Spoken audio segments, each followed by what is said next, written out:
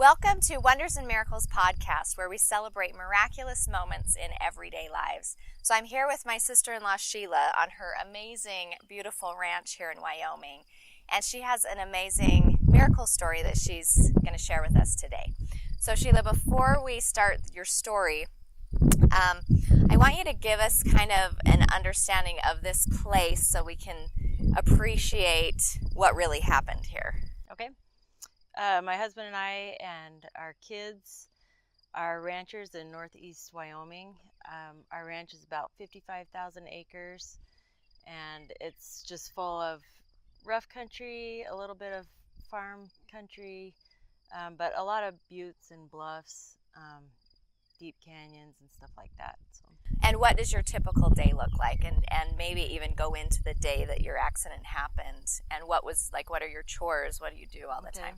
A lot of our chores start out in the morning around our house, like with our horses.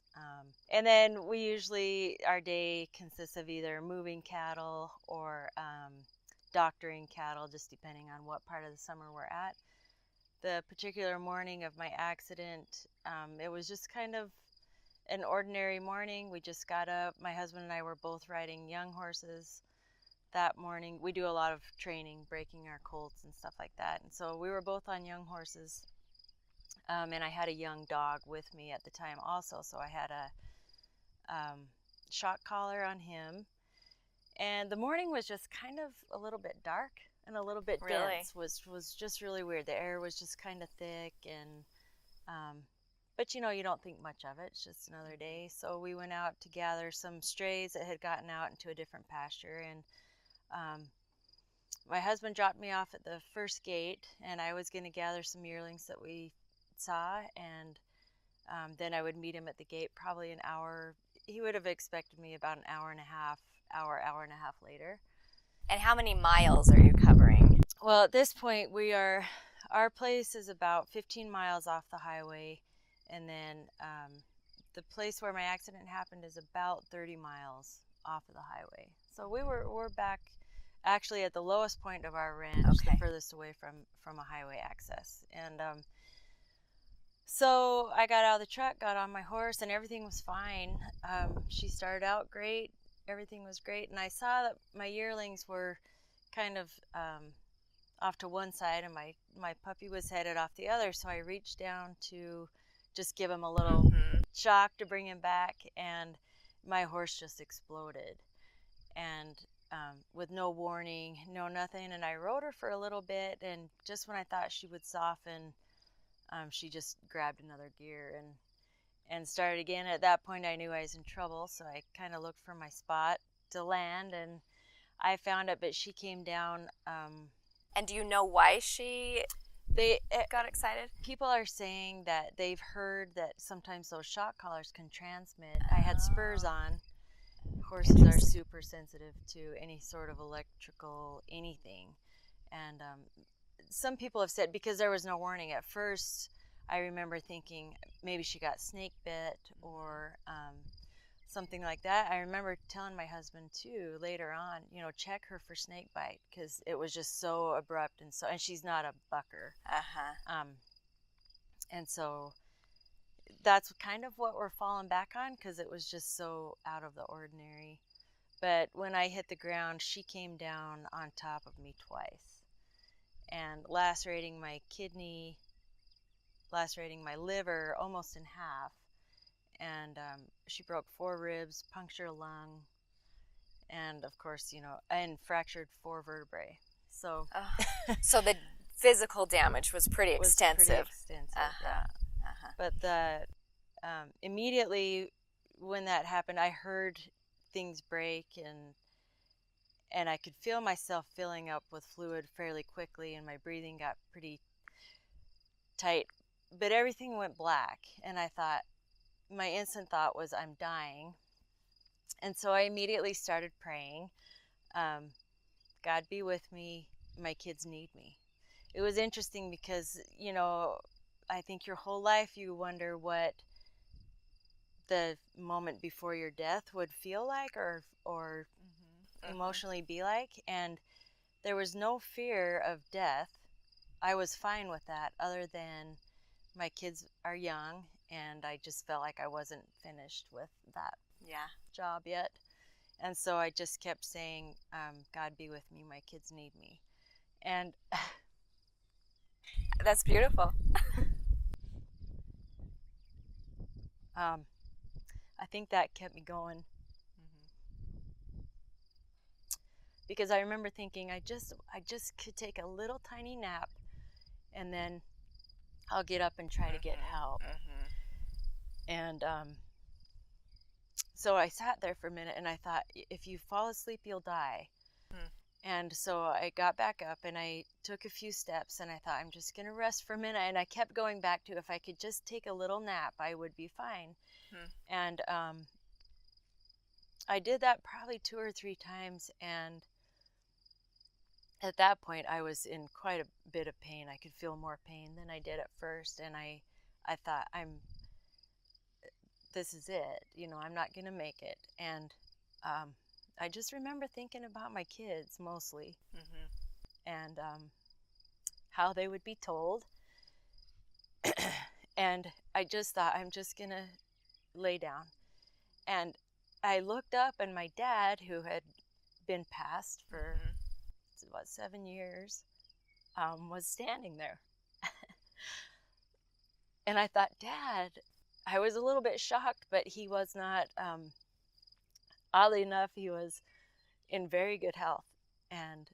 But he was very stern. He wasn't excited to see me at all. Like, don't come yet. Yeah. And he just said, he was in his red flannel shirt that he always used to wear, and jeans. And he said, stay the course. And I remember saying, Dad, like, hey, it's me. Don't you want to take for me? A while?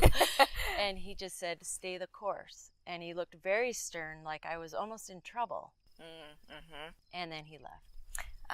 And I just thought, like almost like a fatherly scolding, like, right. Like, keep going. Keep going. And so I just remember thinking, this is what I have to do. And so as I looked around, everything was dark, but I could see a silver lining of the horizon, like the mountains and stuff. And I remember there was a fence, and I thought, if I can get to the fence, I could follow it down to the road. And so that was my goal. I just started walking, and I would lay down and rest, and then I would get back up and lay down and rest. But at that point, I was thinking, methane was on our ranch at that time, and there was usually some traffic. And I remember thinking, why is there there's no methane people around today? And my timeline is a lot different than evidently reality. I keep finding out that, to me, I was there a long time. And the reality of it was, I guess it wasn't long at all. So I looked up, and there were 2 trucks coming. And how far off the road were you? Like, could they have seen you, these trucks coming? I was probably 200 yards off the road. And well, when I first went down my puppy, I said to him, go get help. That was just my only chance. What I thought was, go find Jason, my husband. If he saw he was alone, he would wonder what was going on. And so he left. My dog left. So the first truck passed, and I was standing up waving. And as he passed, I just thought, I'm going to die. That was it. That was my chance. And the second truck pulled in and stopped. And I was still probably 30 yards, 40 yards from him.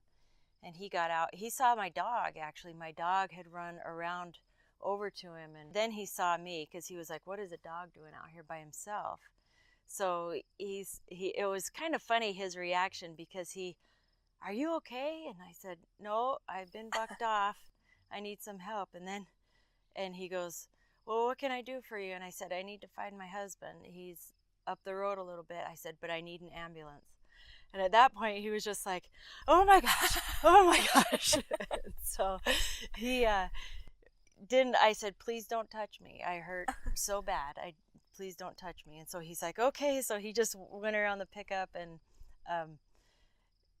opened the door, and he said, can I help you in? And I said, no, I'll just let me get in myself. And so by the time I got in, my dog had kind of a mean look about him. Everybody was intimidated by this dog. I remember this dog. Yeah. It was a very intimidating dog.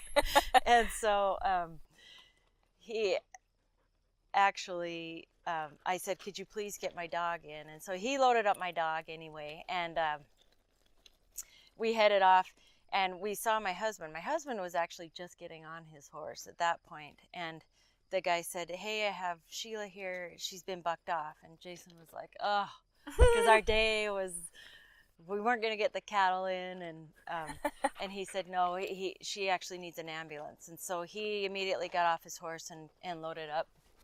At that point, I was able to get my husband in the truck, and we headed to town. And Gillette was we were about 30 miles from the highway, and then Gillette's about 45 miles from there. So. And in the truck, did you feel any more like you're slipping or blacking out or any of that kind of thing? At that point, I just thought, at least I've been found. Uh-huh. And I, whatever happened. There wasn't a sense of, I think I felt fairly, I just kept concentrating on, my husband kept saying, please don't leave me, please don't leave me. Mm-hmm. And at that point, my breathing was, it was hard to breathe, but I was moaning a lot and kind of gurgling, so I thought, oh my gosh, this is just not looking good. And when you got to the hospital, weren't the doctors surprised that you were still alive, that you had made it? Mm-hmm. And in fact, they told my husband several times that it wasn't good. My liver was nearly cut in half, and that he was supposed to call family. Mm-hmm. And, I don't know any of this. I didn't know any of this, but they didn't feel confident they were thinking about life flighting me, but they didn't feel like I would make the flight. And so I was kind of but at that point my liver had encapsulated, and I'm not really sure what that meant, but it was almost like a tourniquet on itself. Oh, interesting. So mm-hmm. as long as that tourniquet or whatever didn't break, then they felt pretty confident if I just was mm-hmm. Still, that it would recover on its own, and it did. So. Mm-hmm. And how has your life changed since this accident? This was about 4 years ago. Mm-hmm. What are some of the things that you learned or you felt since then? You hear a lot of near-death experiences that are just beautiful, and they come back and they're full of life. And I was almost angry. Mm-hmm. I didn't understand. I felt this huge, why am I here? Because you hear over and over in the hospital, boy, you shouldn't be here. You're so lucky. You just should not have survived that. And so I had a sense of almost guilt, like, then I don't know why I'm here, mm-hmm. right? Because I have no more clarity on why I'm here mm-hmm. than before I left, or before the accident. And so it was almost, I went through a lot of, I wouldn't say depression, but kind of, mm-hmm. Mm-hmm. because I just thought, I don't know why I'm here. And then I was in bed for most of the summer and pretty heavily medicated, and I just, since then, I don't know. I still struggle with why did I make it, but your grateful. Intent, it sounds like your intent was to make it for your children, and that right. could be really why you're here. It could, yeah. That's they need you. And yeah. So what were the miracles that you saw that took place, as far as you were out in the middle of nowhere, the likelihood of a truck driving by, mm-hmm. how likely was that? And then your dog. Tell us a little bit about your dog too. Well, it wasn't highly unlikely that somebody would drive by. I guess it was a little bit, yeah, especially, but for my dog to go down and get his attention, I was far enough off the road and over actually a bluff that I don't think they would. If I hadn't had my dog, wouldn't have seen he you. Wouldn't have seen me. Mm-hmm. No. And I do believe, and the hospital said time was, of the essence. So, mm-hmm. that was huge. But my dog was very young, but he was always very protective of me, as you know.